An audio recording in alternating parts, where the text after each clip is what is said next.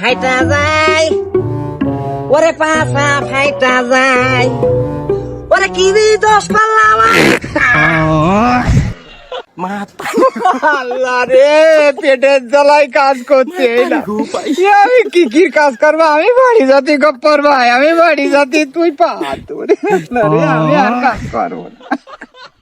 ওরে বাবা রে, পাইজু গপ্পারের সাথে আমি আর কাজ করবো না। বাবা আমার নিজাও, তুমি আমার নিজাও। ওরে আয়, আমিও তোদের কাছে যাইতে আমার সাহস হইতি না, তুই আয় আয়। পেটু গপ্পর, সালাম সালাম।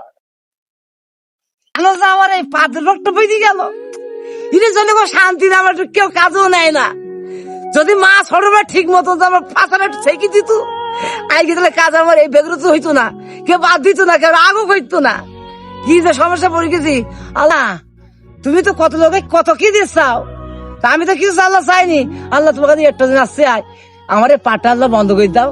বাড়ি থেকে খাবারও কোনো জিনিস নেই আল্লাহ, তুমি একবার আমার দোকানে এই পাটটাও বন্ধ করে দাও, দিলে আমার সবাই কাজ দেবেন আল্লাহ।